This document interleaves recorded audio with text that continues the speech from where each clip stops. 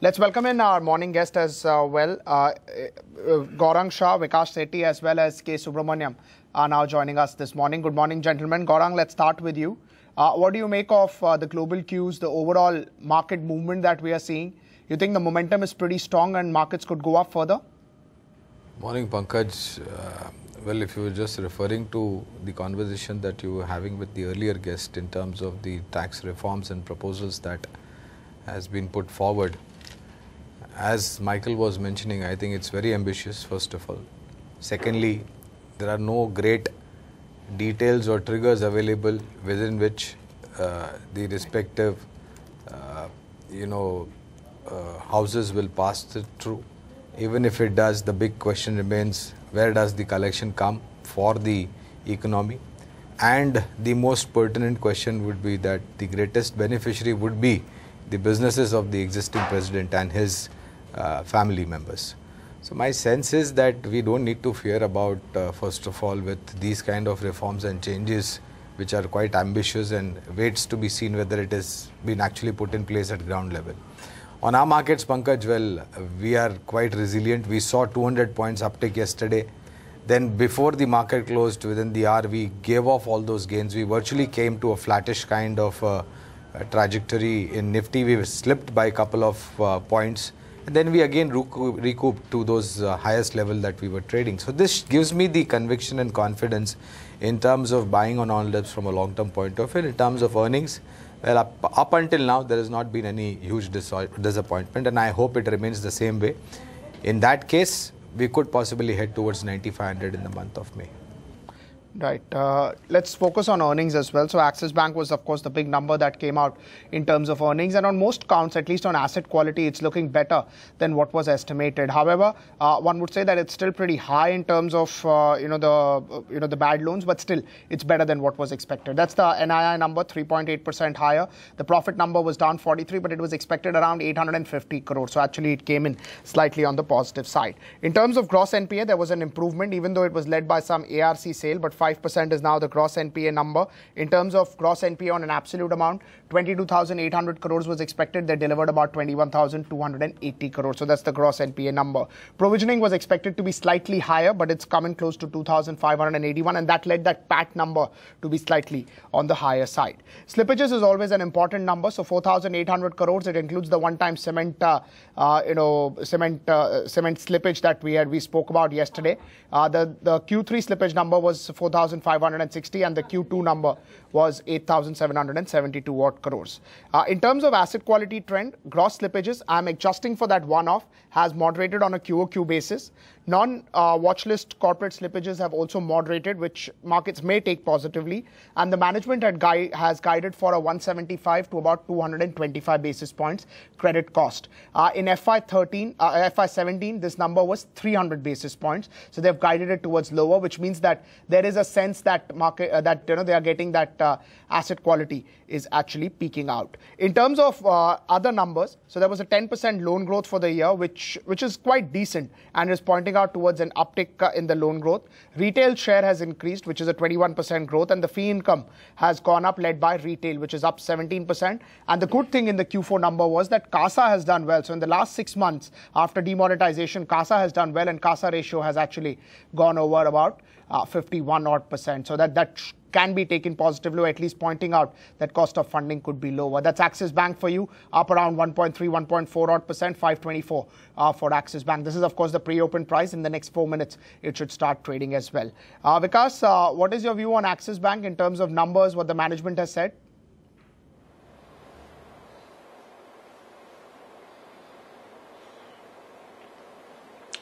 Good morning, Pankaj. Good morning, Anisha. In fact, I have recommended Axis Bank as my top trading bet today on the buy side. I have a target of 535 rupees on Axis Bank today. I think the numbers reported by the bank yesterday were pretty good. They've beaten market estimates on almost all fronts, and I think from a valuation point of view, the stock trades at a significant discount to its larger peers. So I'm bullish on Axis Bank, and I think we could see higher levels from the current levels. For today, my targets are 535, but if one has a medium to long-term point of view, I think we could see levels of 600 rupees on Axis Bank in the next 6 months. All right, 600 for Axis Bank possible. Other than Axis Bank, Vikas, what are your top picks?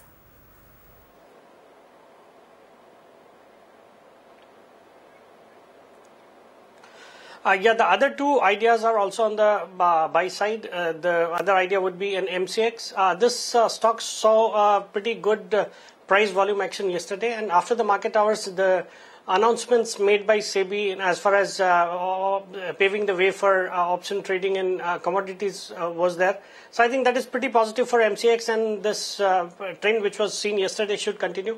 So I have a target of 1275 rupees on MCX today, so I would have a buy call on MCX.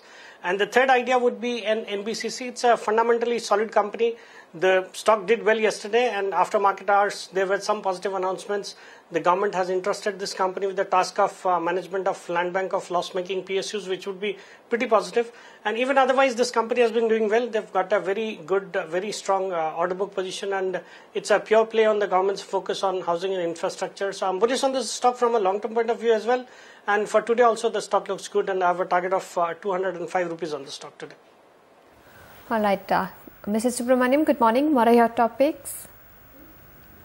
Well, to begin with, buy on Reliance Capital. That's seen some seller rolls and also technically looking bullish, just closed above 640. Probably could be heading to levels of 680. One could buy that, keep a stop loss of 620. Second one will be a buy on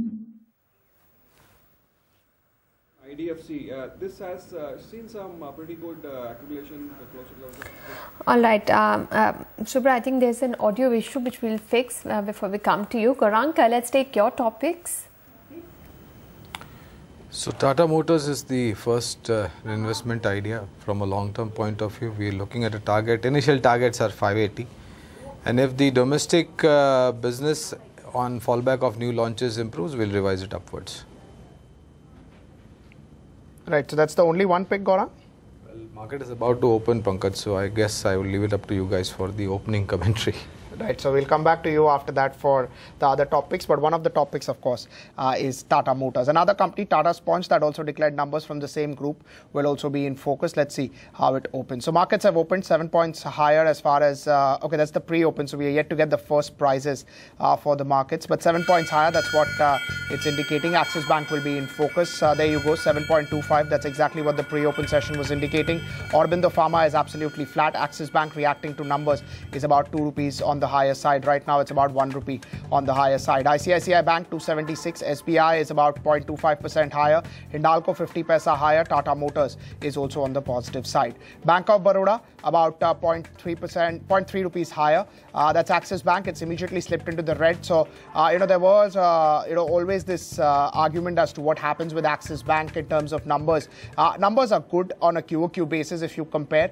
But still, the slippage levels, the overall level seems to be high. And that's why probably this sort of a reaction. 6 to 7 rupees lower right now. Tata Sponge is up 4%. They declared numbers 865, 69 now, 4.5% higher. That's essentially what the stock is doing. Supreme Petrochemical, this is also reacting to numbers. So that's around 4% higher, 414 for Supreme Petro Tech, 60,000 shares traded. KPIT Tech, good set of numbers. But however, for IT, they really need to be a great set of numbers if you want the stock to react, because overall momentum in IT seems to be lower. Lakshmi Vilas Bank 6% down. That's about 11 to 12 rupees lower. They have had some slippages issue maybe. That's why it's down about 6%. You will hear from the management at 11:30 today. Sterlite Tech, good set of numbers, but I think the stock was already pricing in good set of numbers. Not that anybody was expecting that the numbers would not be that great, and that's why this sort of a reaction coming in for Sterlite Tech. Anisha, any other names that you can pick up? Well, Adani Enterprises is up 4.5%. JP Infratech is up 3.5%, and UPL has also moved up well. JSW Energy is up 2.5%. All Cargo continues with its up move. It's up 2%. And HDIL is seeing some bounce back today. On the losing end, Lakshmi Vilas Bank is now down 7.5%. So worries about asset quality are really dragging this bank down. Okay, it's now 4.5% lower.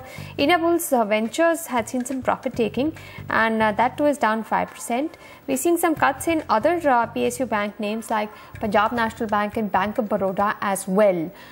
So at this point of time, let's quickly take a look at the currency as well. We're now nearly at 64 to the dollar.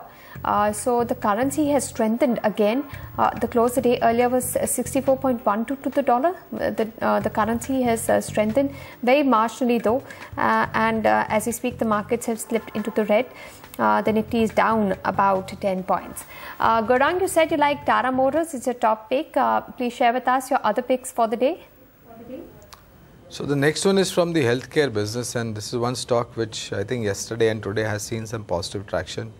We've been positive on this stock right from the levels of 750. Apollo Hospital is the investment idea that I'm talking about. 10,000 plus bed facility, additional 1,500 beds coming up, a pharmacy business, a possibility of having this and listing it as a separate entity could trigger value unlocking. And even in terms of the earnings visibility, my sense is that you could see tremendous amount of upside. From levels where it is 1240, 1250, I think the downside is extremely protected, and from a long-term perspective, target stands at somewhere close to about 1450 to 1485. All right, so we've got picks coming in from Gaurang. He likes Axis and he likes Apollo Hospitals. Today we are seeing on the Nifty, Tata Motors doing well, a pick that Gaurang has, and Axis Bank is now slipped into the red. Seeing the earnings of Axis Bank, what would you do with ICICI Bank, Vikas? It has been grossly underperforming most of the private banks. The likes of HDFC, IndusInd, yes, have moved up well. And ICICI Bank has not really done much. It's been weak. Looking at Axis numbers, how would you trade this stock?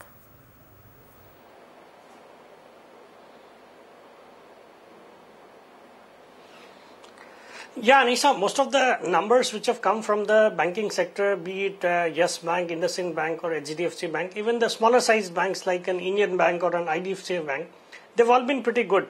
And even Axis Bank reported pretty good set of numbers. So I think there's no reason to believe that ICICI Bank would not report good numbers. So I think they would report good numbers, and over the past few days we've been seeing some action on the positive side on ICICI Bank. So I continue to remain bullish on ICICI Bank, and I think we could, from the current levels, we could see some more upside, and I think the results should be good, and one can take a long side bet on ICICI Bank from the current levels. Right. K. Subramaniam is also back with us. Subra, we had an audio issue over there, so you could just give your top picks once again. Yeah, to begin with, buy on Reliance Capital. We've seen some decent rolls and could see levels of 680 in the coming series, May series, and one could keep a stop loss of 620. Second one is a buy on IDFC. Has seen some decent consolidation and has not exactly been on the sort of rise that we have seen in this space. So in terms of a risk reward, could offer a decent upside. One could keep a stop loss of 55 and a target of 63. One could buy this. And the third one is buy on MCX, which already colleague has already mentioned. I think that also looks promising, and also will be part of the F&O list from trading from tomorrow. So I think that's a buy. Possibly one could keep a target of 1265, maybe a stop loss of 1195. Right. So these are the top picks from K. Subramaniam. Subra, we also have expiry today. What are the levels to watch out for? What sort of indication you get from F&O data? Well, broadly, Pankaj, I think the markets definitely momentum seems to be on, but definitely going by the volatility that we saw yesterday, probably looks a little nervous at the higher levels. But the option activity indicates some good amount of writing at the 9,500 strike call. And on the lows at 9,200 seems to be 9,200, 9,300 also seems to be giving some decent support. We have seen some good put writing, but I would probably focus on some themes which are emerging for the May series, and FMCG one which really stands out because on a consistent basis we have seen some pretty good rolls in almost all the counters, even the likes of an HUL where the shorts are missing, and this time the shorts are not getting rolled over. So almost across the board the FMCG is seeing some good rolls. Also, I would like to add to the list the PSU banks. I think there also we have seen some pretty decent rolls, and I think we could see some good moves on the positive side, likes of Can Bank, Andhra Bank, etc. And I think these two themes probably should be looked into, and of course, last but not the least, the infra. I think that's the one. L&T again, the second series. Going forward for the second series. After April, if we had a good series, May also could be a decent one, and I think it could be heading higher in the May series as well. And we could see some good positive movement coming about in the infra pack as well. Right, but in terms of the calls that you just gave based on F&O, they are for May series or for intraday? For the May series. For the May series. Yeah. So starting tomorrow, one can look at this. That's right. Right. Gaurang, let's talk about Axis Bank. So, there are two kinds of views on Axis Bank. One is on the positive side, one is on the negative side. Yes, there is an improvement on a QOQ basis, but still you would wait for further improvement before taking a call? Well, Pankaj, on most of the private sector leading banks and selective mid-cap banks, we've had positive coverage for a long time, and Axis happens to be one of them. With the kind of problem and mess they had on the balance sheet with respect to the gross and the net NPA, I think if one expected that number in terms of percentage could come down to 2 or somewhere close to about 1.5 or 1, I think it would be a little bit more to expect. Secondly, I am quite impressed with the efforts that the management has put in place from the last quarter to this quarter in terms of the deliverance that they have given. Future outlook, if they continue to do this and if the government policies help the banking sector to recover and stabilize the mess on the balance sheet with respect to gross net NPA provisioning, I think that's going to be an added advantage. Our target stands at somewhere close to about 620 to 640 on Axis Bank from a long-term perspective. And just wait for this, reactions to settle down close to about 510. If you are having a little bit of elevated risk appetite and wanting to invest from a long-term point of view, deploy at least 40-50%. The remaining sub 500 level would be a very decent level to get in, and I'm quite sure that the efforts put in by the management will show in better numbers for the quarters to come by. Right, but overall, what will be your call? Buy on dips? Well, like I said, it depends upon your individual risk appetite. If you're having an elevated risk, this level is not bad. If you're having a little bit of, risk averse kind of an approach, 500, 480 would be a very decent level to start accumulating. Right. In terms of numbers from Kotak today, do you expect that to be sector leading numbers? Well, what they delivered last time, I'm quite sure, and what Yes Bank and IndusInd Bank did, I'm quite sure that this bank would also stand up to that call in terms of deliverance. And we are again, happens Kotak Bank, Yes Bank, IndusInd Bank, as a disclosure, happens to be in our coverage. And I'm quite excited about the new strategy that the management has put in out, 811. This will add to the earnings over a period of time. But whatever post the merger of ING Vaishya, if I'm not mistaken, with Kotak Bank, I think synergies has evolved for good. And I don't think the bank is going to disappoint in any way whatsoever. Right. Vikas, what would you expect from Maruti? They also declare numbers today.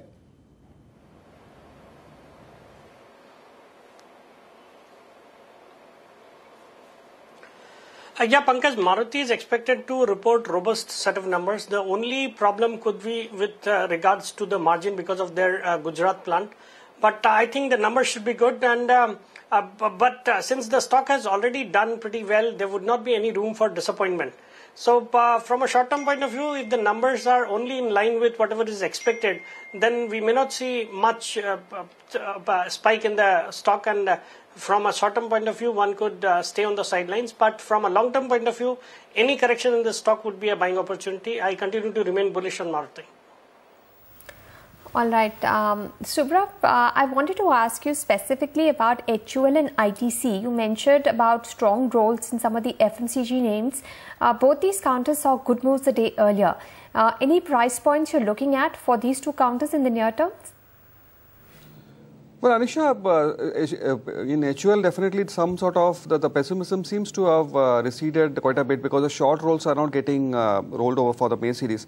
And I think if I were to put a near-term target, I think levels of 970 should be well on, 970, 975 should be well on target for HUL. A conservative target considering the underperformance that we have seen from the stock in the recent past. As far as ITC is concerned, I think definitely yes, as performance has been definitely been well above par, and we could possibly see levels of maybe 310 in the May series. And as I already mentioned, the FMCG pack overall seems to be looking much more positive compared to other sectors. Right. Gaurang, any view on some of the Adani stocks? Adani Enterprises was down 20% a day earlier. A few sessions back was up 17%. Today also it's up 11%. And Adani Ports also is either the top gainer or the top loser on the Nifty. Any view on any of these two stocks? Well, Anisha, we do not have coverage on any of these stocks on the positive side. On Adani Power, we had a conviction sell call post whatever Supreme Court delivered in terms of the verdict for the import of coal and the tariffs, etc., etc. And the problem with this group, Anisha, is that whenever it goes up, everybody goes up. And whenever they fall, all fall down. And in terms of visibility on the companies of Adani Group, we don't have any. So I would refrain to comment from any other stocks other than, of course, Adani Power, on which we had a sell call and our targets are in place and we dropped the coverage thereafter. All right. Thank you so much, Gaurang, Vikas and Subra for joining us on NDTV Profit and sharing with us your top picks and ideas for the day. As you go, please leave us with your disclosures. Gaurang, your disclosures? Thanks, both of you. No personal investments in any of these stocks recommended, but we give similar recourse to our clients. Subra, your disclosures? Yeah, no personal investments, but services are similar to what were given to our clients. Vikas, your disclosures?